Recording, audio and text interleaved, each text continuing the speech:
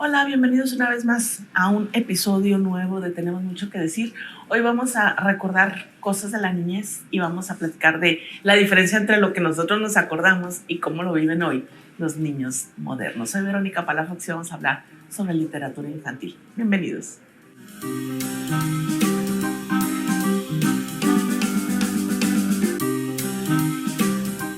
Hola, buenas. No, bueno, pues no podemos decir buenos días, ni buenas tardes, ni buenas noches, porque con esto del internet no sabemos a qué horas nos estén viendo. Pero, pues buenas. Buenas. Armando Molina, ¿cómo estás? Muy bien, muchas gracias, Verónica. Muchas gracias por la invitación. Que ha sido el gran anfitrión en los últimos programas de Tener Mucho que Decir aquí en la Biblioteca Central, del Parque Central. Pues es su casa aquí cuando quieran venir, ya saben. Gracias. Y Fernanda Avendaño, ¿cómo estás, Fernanda? Avendaño, muy bien, gracias. Estamos muy contentos de tenerles de nuevo aquí en la biblioteca. Qué gusto, porque hemos estado comentando gente que nos dice, oye, qué bonito está ahí. Es que este es el área infantil de la biblioteca. ¿Y dónde está? En el parque central. Sí, pero ¿dónde? O sea, gente que viene al parque y no ubica que hay una biblioteca y que si ¿en dónde está la biblioteca? Entonces, pues es una de los objetivos de estar viniendo por acá, el visibilizar el espacio y el que las actividades que ustedes llevan a cabo aquí, que son muy padres, pues tengan más impacto, ¿verdad? Pero vamos a platicar sobre una rama muy particular de la literatura, que es la literatura infantil. Y luego vamos a hablar de otra cosa que hacen ustedes con ella, más en lo práctico. Oigan, los cuentos para niños tienen una historia. Bueno, los cuentos, porque antes no eran precisamente para niños, ¿verdad? Era muy genérico, pero tienen una historia de toda la historia de la humanidad, el recordar anécdotas, historias. ¿Cómo va surgiendo la idea de los cuentos? La idea de contar historias, bueno, pues es como tú dices, una práctica pues que nace pues con el lenguaje, ¿no? Con la historia de la humanidad y el público infantil pues siempre ha estado ahí, ¿no? Y siempre se ha buscado este medio como intercambio de sabiduría, de experiencias, de lecciones y conforme evolucionó la literatura, la invención del libro, pues también se especializó en público infantil y juvenil, ¿no?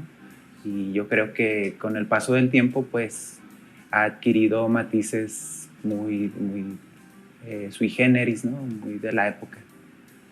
Porque al principio era, a veces, me imagino así, alrededor de la fogata, ¿no?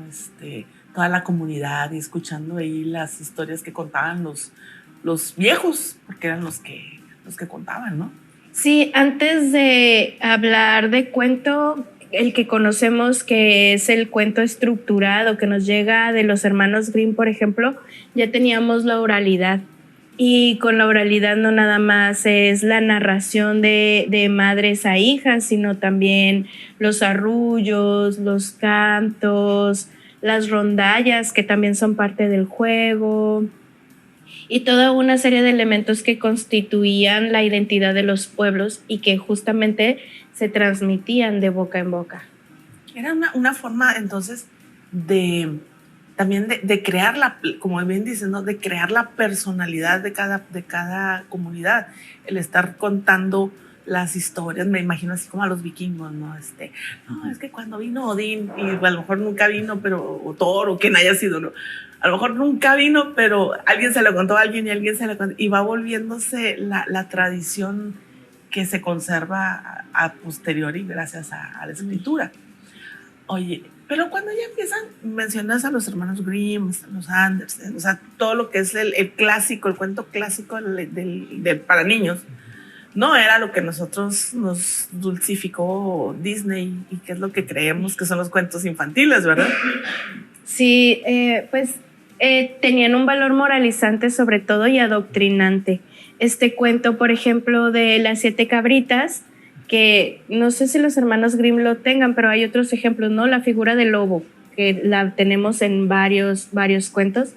Estas figuras lo que buscaban era enseñarle a los niños los peligros de aventurarse demasiado y de una forma de tratar de tener contenida la infancia y de aprendizaje sobre todo, porque claro, ¿qué niño quiere ser comido por un lobo?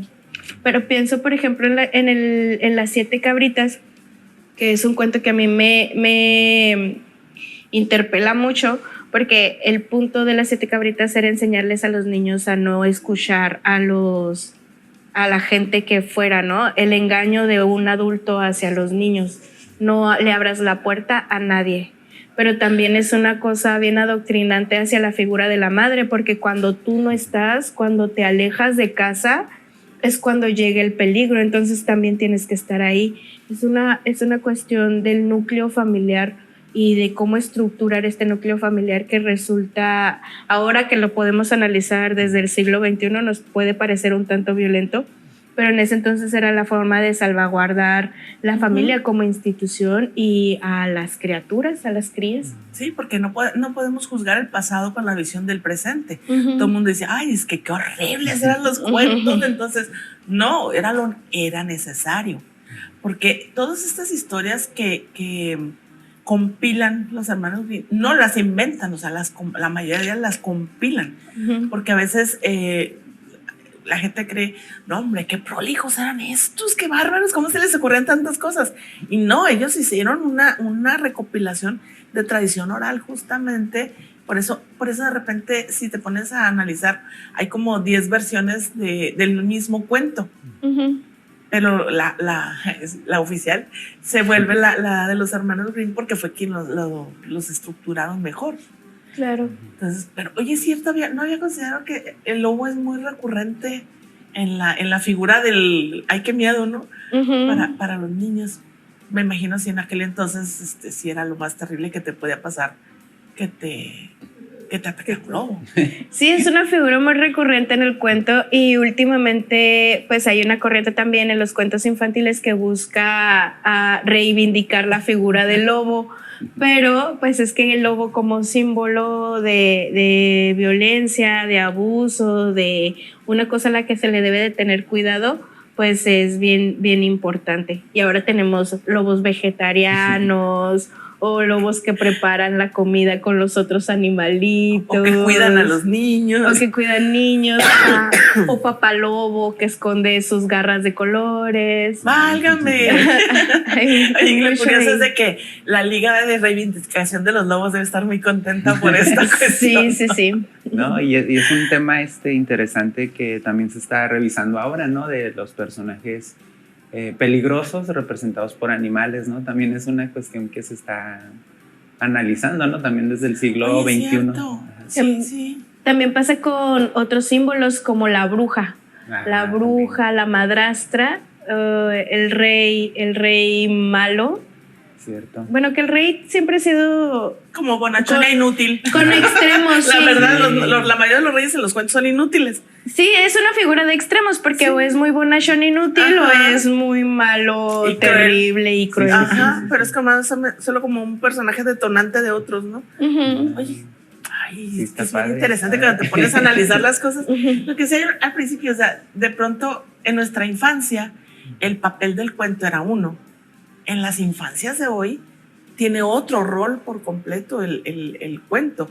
Yo me pongo a pensar nuevamente en aquellos años en los que los papás se ponían y te leían cuentos que de verdad sí eran para asustarte, para poder dormir.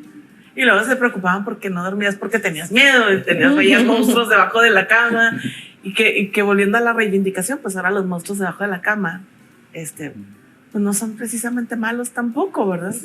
Sí, esta idea de los padres de no acercar a los niños al terror es algo que hemos platicado ya en lo personal, ¿no? Porque Armando tiene una niña, yo también tengo una niña y a las dos les gustan mucho los cuentos y las historias de terror, asustarse.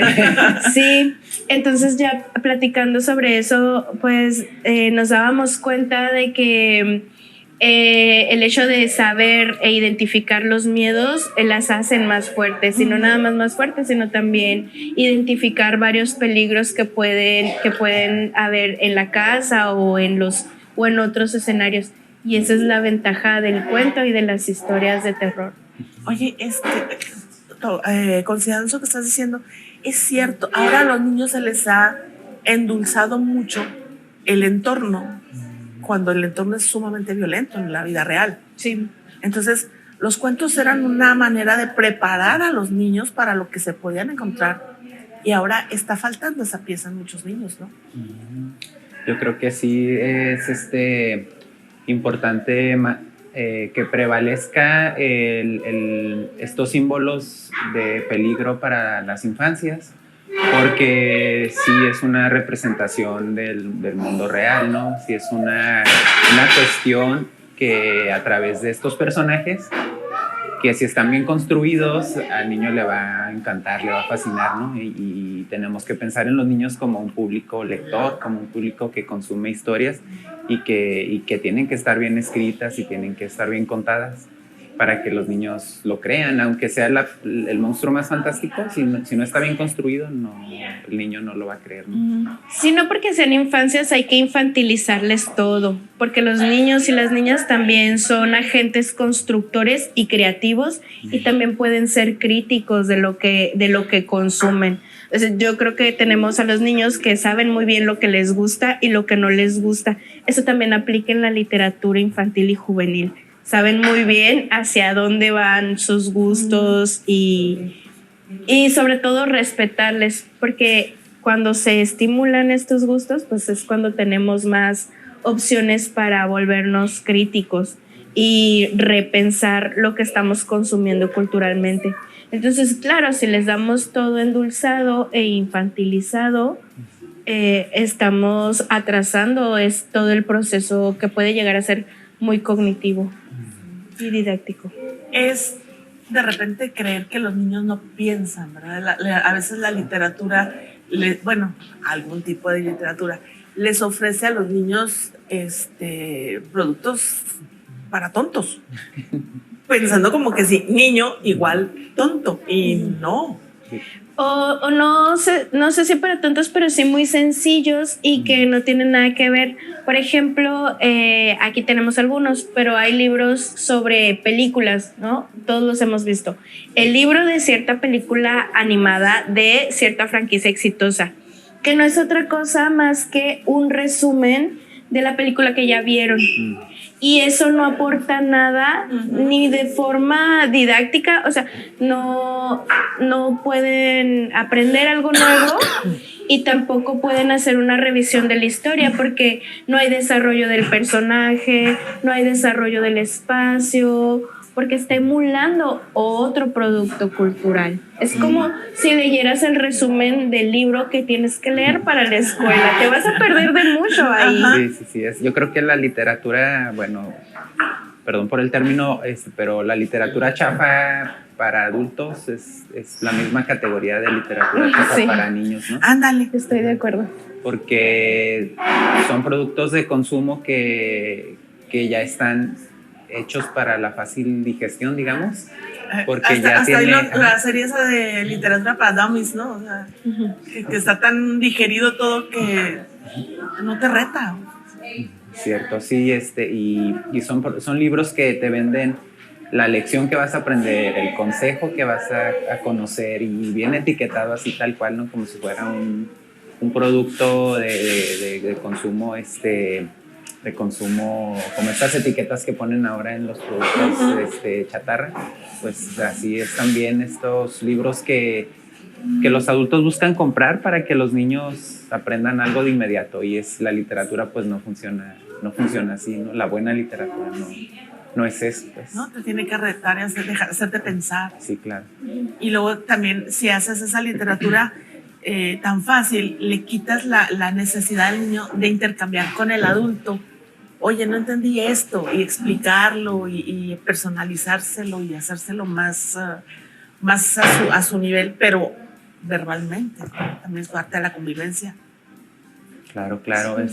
Sí, es Es también un puente, yo creo que del niño hacia el adulto, es del adulto hacia el niño. Creo que la literatura te puede abrir estos caminos que difícilmente vas a encontrar con otras cosas u otros productos, ¿no? Porque los niños van a 100 kilómetros cuando el adulto va a 10 kilómetros. O sea, los niños son consumidores de lo que le pongan en todas partes, ¿no? Y que un adulto se acerque a ese tren está bien complicado. Y entonces la literatura te obliga a separarte de todo, a 5, 10, 15 minutos. No va a haber el ruido de las redes sociales, de la televisión, sino va a ser un momento de soledad donde la conexión va a ser, o sea, mucho más poderosa y más íntima, ¿no?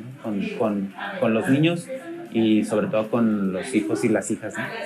Oye, ahorita que decías de los 5 minutos para sí mismo, de intimidad, es muy complejo que los niños hoy en día, que viven en un mundo totalmente informatizado, que tienen desde súper chiquitos, ahora sí que en cuanto pueden detener el teléfono, ya tienen teléfono, tablet, el internet en la computadora, en la televisión, que se abstraigan de todo ese ruido y se sienten frente a un libro, es algo que debes de enseñarlo desde muy pequeños. Entonces, yo, de que los papás, ya por ahí dicen, es que no todos los papás, pero bueno, entonces el entorno te facilita o te complejiza el acercarte la primera vez a un libro. Y hablábamos de los libros estos para bebés que suenan y que son plásticos y que no se rompen y que los pueden morder y todo. ¿Qué forma hay de ir creando lectores desde pequeños? Bueno, pues tenemos que cada uno puede ser un mediador de lectura. Claro que hay unos que están en la profesión de ser mediador de lectura o bibliotecarios o creadores, ¿no?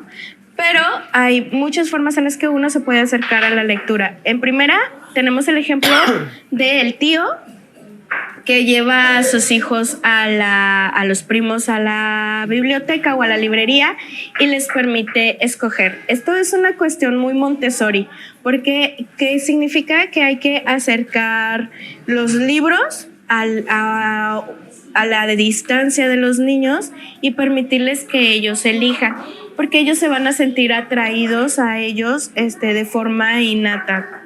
Todos los objetos le generan curiosidad, también los libros.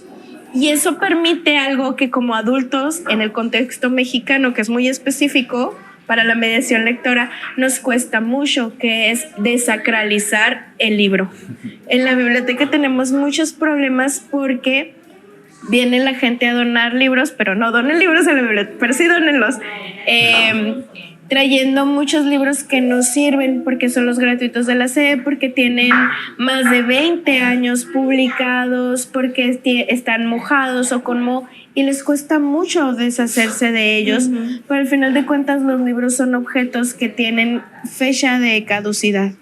Ay, entonces, qué triste suena eso. Suena muy triste, sí. Pero entre mayor flujo tengamos en nuestras bibliotecas, sacar los libros de ellas y poderlos llevar a que los reciclen y demás, eso permite mayor distribución de libros. Si tú sacas un libro porque ya tiene moho y luego vas y adquieres otro, estás adquiriendo un nuevo contenido, el mismo libro se va a volver a editar, entonces haces que el proceso editorial siga fluyendo y eso da más empleos, tiene a las bibliotecas en mejor estado, la verdad, y el libro sigue fluyendo como fluyen otras cosas, los mismos celulares, por ejemplo. Otra forma de mediación lectora. Oye, pero a ver, espérate, antes de que me sigas en la siguiente forma, entonces, ¿qué hago yo? ¿Termino de leer un libro y le pongo patitas y lo regalo, lo echo a la basura? ¿Qué hacemos con los libros? No, tú tienes tu colección de libros, pero estamos hablando de libros que son, por ejemplo, las enciclopedias. Algunas enciclopedias que tienen más de 20 años son obsoletas. Aunque no estamos hablando de literatura, sino de libro de consulta. Sí, pero también hablamos de algún tipo de literatura. Por ejemplo, hay ediciones que también han sido revisadas, que están actualizadas, que son mejores. Y pues mi abuela me regaló un libro que se llama Domingo 7 de Elena Poniatowska, que ella leyó, y el libro ya se está cayendo, ya está destrozado, pero Domingo 7 de Elena Poniatowska se sigue reeditando. Entonces yo podría cambiarlo, pero me sigo aferrando a él de forma emocional. Pero es que ese sí es porque es un recuerdo. El libro ya no está actualizado porque habla de las elecciones de no sé cuándo, pero me sigo aferrando a él de forma emocional. Sí. Y eso es lo que pasa con muchos libros y con muchas bibliotecas. Y también a veces que dices cuestan tan caros que sí. Los tienes ahí como casi en la caja fuerte, pero tienes toda la razón. Es que no puedes meter nuevo donde no hay espacio. Pero aparte, si consumiéramos más libros, que lo que es algo que vimos cuando hace poco visitamos las bibliotecas en Estados Unidos, y allá son muy lectores, son mejores lectores, leen muchísimo. Y si nosotros leyéramos más libros, probablemente los libros serían más baratos, porque se producirían más libros, se consumirían más libros, y eso haría que todo el proceso sea más económico. Pero sí, te parte el corazón ver enciclopedias en la basura. Sí es un tesoro que bueno que valoremos que tengamos que le demos ese valor a los libros como objeto, ¿no? Sí, pero claro. Yo creo que como es el dicho, la basura de alguien es el tesoro de otro. Creo que aquí es al revés, ¿no? El tesoro de uno la basura de todos los de otro. Entonces, oye, pero el término de desacralizar me pareció perfecto. Sí, es que el término de desacralizar también quiere decir esta sensación de los libros no se rayan, los libros no se rompen, los libros no se tocan, los libros no se recortan. Y sí, estoy de acuerdo, hay algunos, pero cuando le dices eso a un niño es una cosa terrible, porque entonces el niño que tiene un objeto y que está aprendiendo a utilizar estos objetos ve y dice, bueno, no lo puedo rayar, no lo puedo recortar, ¿qué puedo hacer no lo puedo morder, no me lo puedo meter a la boca, no lo puedo aventar, ¿qué puedo hacer con este libro? Pues lo lees, bueno, sí, pero tengo 5 años, no sé leer. Entonces alguien se lo tiene que leer, pero luego ese alguien no tiene tiempo. Entonces, ¿para qué tenemos esto en casa? O no tiene la habilidad de leerlo. Y esa es otra cosa de la que hablábamos hace ratito. Cuando estamos en el contexto familiar, si no hubo alguien que te fomentara la lectura, que puede ser cualquier persona, desde un bibliotecario hasta un maestro, hasta tu abuelita, si no hubo esa figura, es muy difícil que tú tengas una relación cercana con los libros como objeto. Y luego tú piensas que los libros no se tocan, no se rayan. Y por lo tanto se vuelven aburridos. Se vuelven aburridos y no hay una forma en la que tú puedas interactuar con ellos de una forma más natural. Entonces es muy difícil que tú transmitas el lenguaje, este idioma del amor que es, oye, léete un libro porque es muy divertido, cuando para ti no son divertidos. Por eso es que estructuralmente el problema de que en México no tengamos tantos lectores no necesariamente es de las familias, que es un tema muy complejo, la verdad. Y muy difícil de solucionar. Yo aquí solo estoy desvariando, no tengo la respuesta a ese problema. Bueno, pero el inicio para resolver un problema es definirlo. Entonces, estamos en esa etapa, pero...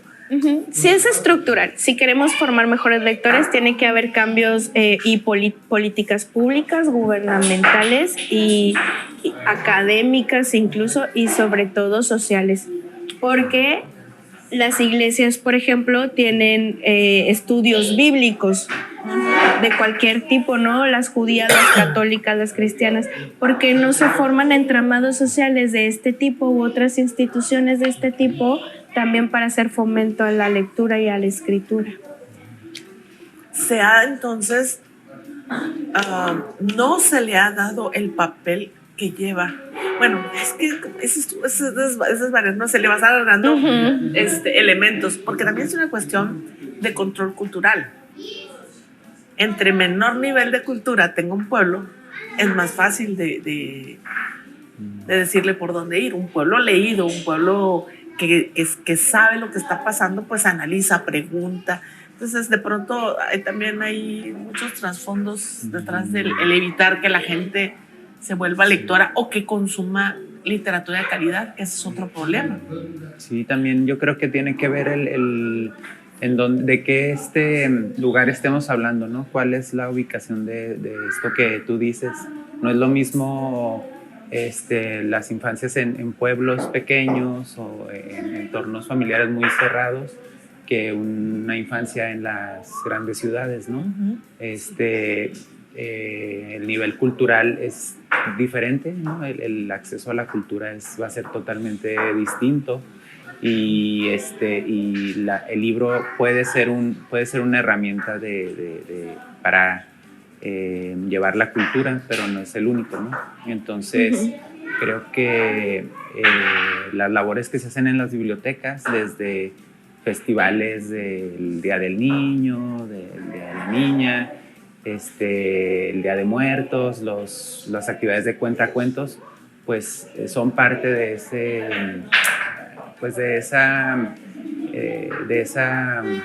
engranaje, ¿no? que busca que los niños se acerquen a los libros, ¿no? y a este nivel de cultura que pues tiene que ver más con la alfabetización y otras cuestiones, uh-huh, que son muy específicas, ¿no? y muy estructuradas también. Oye, retomando a los cuentos, justamente, retomando a la literatura infantil, ese mundo tan real y tan crudo que se le presentaba a los niños en los cuentos tradicionales para educar, porque tenían ese trasfondo, ¿ya no es el trasfondo de los cuentos de hoy o sigue siendo nada más dulcificado los cuentos de hoy? ¿O de qué hablan los cuentos de hoy para los niños? Pues creo que esa es la pregunta que los académicas y estudiosas de la literatura infantil y juvenil se hacen. Preguntarnos si el libro, la literatura tiene una función, bueno, y también la literatura en general, uh-huh, si su función es entretener, si su función es didáctica, si su función es social, ¿cuál es el punto de la literatura infanto-juvenil? Y creo que actualmente la literatura infantil permea todas esas aristas. Si bien hay textos que son muy didácticos y si buscan de forma muy directa enseñar, aquí tenemos algunos, por ejemplo, tenemos Un día en el museo, que es sobre enseñar a las niñas y niños las corrientes del arte a partir de un museo. Es muy bonito, vengan a leerlo a la biblioteca comercial. También tenemos otro tipo de literatura que es sobre el arte en sí misma, ¿no? La poesía, el cuento, justamente. Yo he visto hace poco los cuentos sobre migración. Son hermosas, claro, las historias. Y tienen función social. Uh-huh. Eso sí cumplen con una función social muy específica, que es pues humanizar acerca del proceso migratorio. Pero también, claro, pueden ser muy hermosas. Justamente tenemos otro que es Ana la menonita migrante, que yo adoro, y es un poema sobre Ana, una menonita que tiene que mudarse porque su familia trabaja en la cosecha. Entonces no habla de Chihuahua, no dice que es en Chihuahua, pero tiene mucho que ver con el contexto chihuahuense y la población menonita. Es un poema muy bonito que tenemos aquí en la biblioteca y también cumple con esa función de tratar de revisar el entramado social, pero al mismo tiempo es muy bello y es una sensación muy bonita leerlo. También he visto una corriente también de libros infantiles sobre la autoaceptación y la tolerancia a las diferencias en todos sentidos, sí. El aceptarte como eres, o sea, hay mucho está viendo también de afirmación positiva, sí, para los niños, ¿no? Sí, yo creo que también son temas que resultan polémicos en otros medios, como las películas de Disney, que abordan temas de LGBT y que en la literatura infantil ya tiene mucho tiempo haciéndose, ¿no? Y de una manera pues sublime, muy bonita y sin una función aleccionadora, ¿no? Sino esto que tú dices de la autoaceptación. Digo, temas que obviamente pues los medios masivos tienen mucha explosión. En la literatura infantil ya tiene tiempo abordándose todos estos temas polémicos de alguna u otra manera, ¿no? Sí, de diversidad sexual, por ejemplo. Sí. También justamente en las películas vemos un boom de la aceptación sobre cómo hay cuerpos diferentes y tipos diferentes de ser humano, y eso también lo viene haciendo la literatura infanto-juvenil desde hace tiempo. Yo acabo de ver hace poquitito de una bruja que se ve en el espejo y alguien le dice que tiene la nariz muy fea, pero ella se había visto Guapa de Canizales. Aquí lo leímos Guapa se llama. en Halloween. Sí, claro. Estuvo muy bonito. A mí me gusta mucho ese cuento. Y sí, guapa. Y los textos de Canizales tiene otro que se llama Linda, que es una caperucita roja que va a ser una fiesta linda y todos tienen que ser muy lindos, pero se encuentra con que nadie va a su fiesta porque nadie cumple con esa expectativa de lindura que ella tiene y quiere ver en todos. Sí, es que no, el que escribe, no todo el mundo escribe para niños. O sea, hay que saber cómo plantear el idioma, el lenguaje, más que el idioma, el lenguaje, los conceptos para que el niño absorba ese tipo de conceptos. Me redundé mucho, pero la idea es de que hay literatos especializados en escribir para niños. Sí, la literatura infanto-juvenil también tiene ventajas, y es que utiliza otros lenguajes, por ejemplo el lenguaje visual. La ilustración del libro álbum siempre va de la mano con lo que se está leyendo. Hay unos preciosos. Sí. La tipografía, los libros pop-up que de pronto aparecen y que son otro tipo de arte, el arte del papel. Eso enriquecen aún más la lectura, y claro, por supuesto nos permite acercarnos a ellos, porque aunque un libro infantil nos parezca sencillo, ya que es una lectura corta y puede tener palabras pues sencillas, toda la simbología que los rodea y todos estos lenguajes que comulgan en uno solo lo vuelven más complejo. Y claro, por eso se estudia, por eso se busca crear y por eso se busca motivar. Sí, también creo que deben estar sometidos a un escrutinio igual que el resto de la literatura, ¿no? Es una literatura aparte, es el mundo de la literatura al que pertenecen los grandes autores, ¿no? También los autores infantiles tienen esta grandeza y esta grandeza que deberíamos reconsiderar, ¿no? De repente se considera la literatura infantil como de segunda. Sí, o un subgénero de la literatura. Sí, es terrible. Es muy difícil escribir para niños. Y es otro problema, porque bueno, tenemos este conflicto, ¿no? De que no todos los niños van a ser escritores, pero todos los escritores fueron niños. Pero no todos los escritores que fueron niños pueden escribir literatura infanto-juvenil. Por lo mismo, por los símbolos que le rodean, porque requiere de otras formas narrativas. Y creo que por ahí también es un asunto para abordar. Que a mí me parece bien interesante el hecho de que, aunque se habla de literatura infantil y juvenil, se habla poco de niños y niñas, de infancias y juventudes que escriben y que crean. Entonces por ahí también tiene que motivarse, ¿no? Que es lo mismo que hacemos. Al final de cuentas, todo lo que van a leer de literatura infanto-juvenil es a partir de que un adulto lo escribió. Entonces hay que hablarlo, ¿no? Hay que revisar y decir, ¿no es esta una forma de adultocentrismo?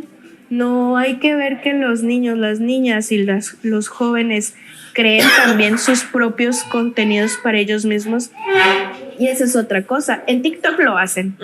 En TikTok, en YouTube, en cosas streamings, en cosas que digitales. Y te sorprende. en cosas digitales a las que tienen acceso todas las plataformas, hay niños creando y juventudes creando.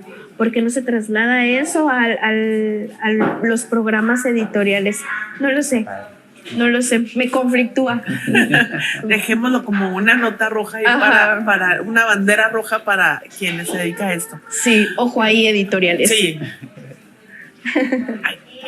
Yo conozco que una chica que, bueno, su mamá escribe libros para niños y ella acaba de editar hace poco su primer libro. No sé si conocen, pues deben de tener por aquí trabajos de Lisa de Georgina. Y una de las hijas de Lisa ya editó su primer libro. Entonces, pero pues estás hablando de un caso fuera de lo normal, en que si tu mamá se dedica a eso, pues me motiva a hacerlo, y luego ya que lo escribo, pues mi mamá me lo edita. Entonces es diferente, pero yo creo que es la única menor de edad que conozco que sí, hay pocos un libro aquí. Hay pocos, pero los hay, pero es claro que pero se dan en contextos muy primermundistas. No, pero sería muy interesante pero por ejemplo, hay salas de lectura en espacios muy alejados, en pueblos, en comunidades que son de difícil acceso. Y como son de difícil acceso, ¿cómo llegan los libros? Pues no llegan. Entonces, ¿qué hacen? Ellas mismas y ellos mismos crean sus libros de cartón y manuales, ¿no? En una cosa muy artesanal, gracias.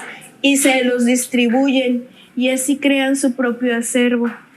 Son niños creadores, pero si nos fijamos, hay muchos niños que están creando, ilustrando, escribiendo, y lo único que necesitan es un editor. También los escritores consagrados necesitan editores. No sé, es un trabajo que alguien debería de aventarse. Hay que ponerlo sobre la mesa. Yo voto por Armando. Que alguien se aviente ese trabajo. Que alguien se aviente ese trabajo. Pues. Oigan, y algo que los une, que también es parte de lo que ustedes hacen, es una actividad que me parece a mí hermosa. Yo la conocía a través de nuestra amiga, la cuentera de la tabacalera, la genial Gloria, y que se dio su vuelta por acá. Y eso yo creo que ya lo venían practicando desde antes, ¿no? Pero ese fue mi acercamiento al mundo de los cuentacuentos. Entonces, el otro día vi que Armando tienen aquí un programa de cuentacuentos en la biblioteca. Pero primero, platíquenme, ¿qué es un cuentacuentos? ¿Cuál es la función de un cuentacuentos? Pues la función de un cuentacuentos es pues contar cuentos, transmitir historias, y pues utilizar algunos recursos de la teatralidad para mejorar esta narración y empatizar, si es la palabra, con el público infantil y juvenil, buscar los medios para hablarles en su lenguaje, en su propio idioma, digamos, y tratando siempre de respetarlos, pero a la vez cotorrear, a la vez ser divertido y buscar darles el primer lugar como público, ¿no? Lo más importante pues son los niños y los jóvenes, y después está la historia, ¿no? Creo que el cuentacuentos es un medio para transmitir una historia, como lo es un escritor, pero tiene que ser de una manera mucho más proactiva, mucho más lúdica y mucho más ahora sí que la palabra desacralizada, ¿no? Es el juego total con la infancia y con la historia, creo. ¡Qué bonito, hermano! Ay, es muy bonito eso que dices. Pues me interpela mucho que Armando diga que primero están las infancias y las juventudes y luego la historia. Eso creo que es lo más importante de los cuentacuentos. Porque pensando que el cuentacuentos es la transmisión también de la oralidad, de esta actividad que se hace desde que el ser humano empieza a ser ser humano, pues es lo más importante. El arrullo y la nana, por ejemplo, también forman parte de la oralidad y y eso permite también pensar en a quién arrullas, a quién le cantas. Lo mismo que el cuentacuentos. Por eso me parece muy bonito lo que dices. Sí, es muy interesante. Yo he visto a los niños alucinados gritando y aplaudiendo y contestando lo que el cuentacuentos le plantea. Es como el retomar ese espectáculo uno a uno de repente, ¿no? Con el niño y contarle una historia que a lo mejor ya conocía, pero que en voz y en actuación del cuentacuentos se vuelve un recuerdo que queda ahí, ¿no? Sí, Estamos en la biblioteca en el área de niños, así que si se atraviesan los niños están en su lugar, nosotros somos los invasores, así sí. que sorry si se les atraviesan los niños, así pasa, perdón. Sí, no, y creo que pues la actividad de los y las cuentacuentos es precisamente devolver ruido a las bibliotecas, ¿no? Que muchas veces tenemos como algo, como una regla de oro en la biblioteca, que tiene que haber silencio, que tiene que haber orden. Bueno, estas actividades como el cuentacuentos y las actividades que hacen promotores de la lectura ¿cómo se dice? Mediadores de lectura, perdón, como Fernanda, que hacen muchos talleres y muchas actividades bien padres, es devolver este carácter lúdico a las bibliotecas, ¿no? Es entregárselo, porque no es devolverlo, nunca lo ha tenido, más bien es creárselo, porque siempre en la biblioteca, sí, en las películas, ¿no? Cállense, voltéense, 3 sillas entre cada persona, ¿no? Y este tipo de actividades les entrega las bibliotecas a las personas, desde cómetela, úsala, vívela, gózala. Sí, ven y ve lo que tenemos para ofrecer. Sí, aquí también por ejemplo, en esta biblioteca, bueno, se hacen otras actividades, como por ejemplo jugar videojuegos con las infancias y las juventudes, ¿no? Se les invita a venir a jugar videojuegos aquí y es una forma de atraerlos a la biblioteca en su propio mundo, ¿no? En su propio gusto y necesidad, ¿no? Entonces, sí es abrir el abanico de posibilidades de usar el espacio lo mejor que se pueda y encontrar que sea un espacio, pues, que tenga esta plasticidad para cambiar van a apropiar. Para que se lo apropien los públicos infantojuveniles. También hacemos cosas serias, pero sobre todo hacemos cosas muy divertidas. Sí, también nos podemos poner formales aquí. Claro, sí, siempre. Es parte de... Oye, entonces, este tipo de acciones como los cuentacuentos, les regresan o a lo mejor les ofrecen por primera vez, porque hay niños quizá que nunca les han contado un cuento. O sea, suena triste y así, ay, pero es que es una realidad. Es muy probable que en una de sus sesiones de cuentacuentos se encuentren un niño hipnotizado porque es la primera vez que escuchan un cuento, no que lo tienen que leer, no que en un espacio serio, sino que como debería de ser ese acercamiento a los cuentos. Entonces, esa actividad me parece como un reconfort al alma de quien los escucha, no necesariamente niños. Yo he visto en eventos que nos ha tocado coincidir con Armando, que están, obviamente los niños no llegan solos, ¿verdad? O sea, llegan con el papá o con el tío, con quien lo manda, y están los adultos igual de fascinados escuchando los cuentos y contestando de que, ¿y qué creen que dijo el lobo? Y los adultos contestan, ¡au! O cállate, o cualquier cosa, ¿no? Esa reconexión permanente que nos dan los cuentos a la infancia es maravillosa. Este que mencionas de los niños a los que nunca se les ha contado un cuento, bueno, de la forma, ¿no?, que tiene que ver con la literatura, nos pasa mucho aquí en la biblioteca, pero también nos pasa el otro extremo de niños que leen mucho y que también disfrutan de los cuentacuentos. Y yo creo que es una actividad genial que deberíamos de promover más en las bibliotecas, porque en el Kikiriki de Cuentos, que es iniciativa de Armando, participamos normalmente 3 bibliotecarios, que es Emanuel, que ahorita no está, ¿no? Sino que el padre que estuviera aquí. Y casi siempre se cuentan de 2 a 3 cuentos. Entonces, ya en número, pues suma un montón, ¿no?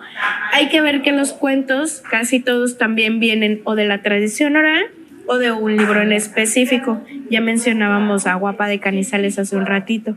Pero si tú te quedas todo el tiempo completo a la sesión de cuentacuentos, entonces ya estás leyendo 3 libros que no habías leído desde antes, porque te los estamos contando nosotros, que es una forma también de lectura, que hay varias formas de lectura, ¿no?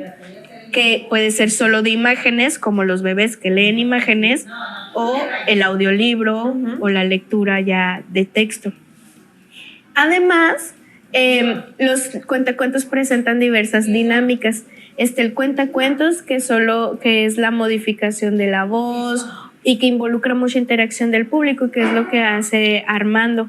A mí, por ejemplo, me gusta mucho mostrar el libro y las ilustraciones, porque yo creo que también es importante hacer la conexión. Sí, que sepan que este cuento sale de aquí y que puedan volver a él después. O contar con los objetos, que es algo también que hacen mucho Armando y Emanuel. Pero también hace poco tuvimos cuentos en drag. Entonces vinieron varias personas en drag, en esta transformación que hacen, muy performativa, y contaron cuentos con su vestuario y todo, y era una cosa muy bonita. Uno de los drags, Maxi Gel se llama, contó un cuento que se llama Monstruo Rosa, y él venía todo de rosa, con cuernos, una peluca blanca, muy bonito. También está esta cuestión con el vestuario, que involucra sí la teatralidad, pero todas estas dinámicas y todas estas formas de contar cuentos son cosas que también hacemos en casa. ¿Quiénes sí, el papá contamos cuando y el lobo y hace la voz así. O sea, sí usamos esa voz cuando contamos y cuenta a los niños. Ajá, y que eso también refleja que las cosas que se hacen en la biblioteca también se pueden trasladar a otros espacios. Lo hacen las maestras en las escuelas, porque no lo hacemos nosotros en casa. Oye, entonces, para ir cerrando esto, es muy importante en el desarrollo de los niños el estar cerca de historias contadas así. Sí, claro. Sí, es muy importante. Voy a hablar como papá, pero la oralidad es muy importante en la formación de nuestros hijos e hijas, porque a veces no somos conscientes del poder de nuestra voz. Entonces las palabras pueden ser que te lleven a sentirte bien, también pueden llevarte a sentirte completamente miserable, ¿no? Y es algo de lo que no somos conscientes en casa muchas veces, ¿no? Hablamos de la oralidad como forma de contar historias, pero también en nuestro trato diario con nuestros niños y niñas cercanos a nosotros. Y creo que debemos pensarnos a nosotros en nuestra infancia, ¿no? Sin llegar a la cuestión de terapia, pero sí pensar en cómo nos sentíamos nosotros cuando un adulto nos hablaba feo, ¿no? O nos hablaba con violencia o con rudeza. Entonces, tratar de ponernos en los zapatos de los niños y entregarles con la voz, pues lo mejor de nosotros, ¿no? Y a veces es muy complicado porque pues el mundo, ¿no? Tenemos otras cargas encima. Sí, pero creo que si aprendemos a hablarle al niño como nos gustaría que nos hubieran hablado a nosotros, la verdad la literatura pasa a segundo plano, el contar historias pasa a segundo plano, porque los niños se van a acercar a nosotros con ganas y con gusto. Y además estamos generando recuerdos que sí, no sabemos hasta eso es, sí. En qué momento les pueden servir de apoyo hasta a los adultos. O sea, el regresar al acordarte de esos momentos con tu cuidador, con tu familia, Pues es muy reconfortante. Claro, solo hay que pensar en el momento in situ. Tú tomas a tu hija en brazos y le cantas. Esa no es nada más una conexión que se hace con la canción o con la estructura de la narración. No nada más estás motivando el pensamiento, ¿no? O el cuento, ¿no? Estructuras. No nada más estás enseñándole, ten cuidado del lobo, porque este lobo es estas personas que pueden venir a tratar de engañarte. No nada más le estás enseñando lo didáctico, lo emotivo, lo funcional.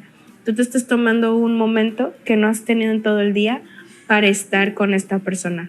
La literatura, cuando se socializa, puede llegar a ser un gran motor de emociones.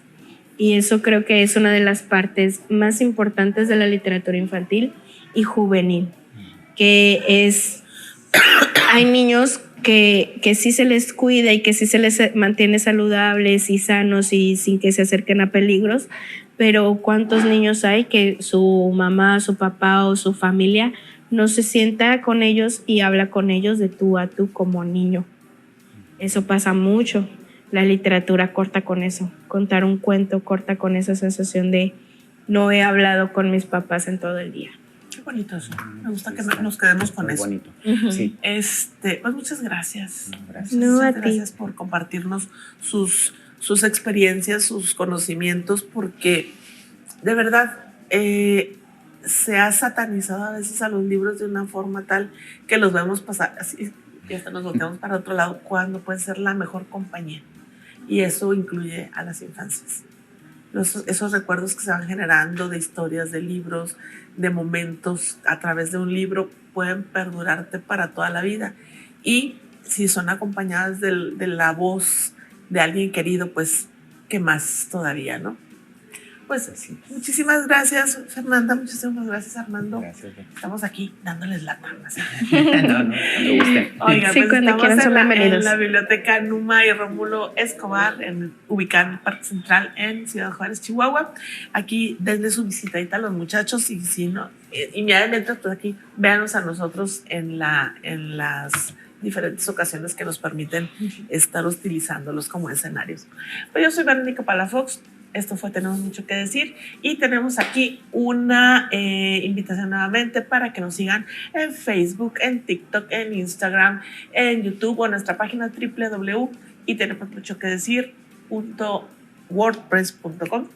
Ustedes denle ahí en los buscadores Tenemos Mucho que Decir o Verónica Palafox y van a ver que nos encuentran. Muchas gracias, nos vemos en la próxima.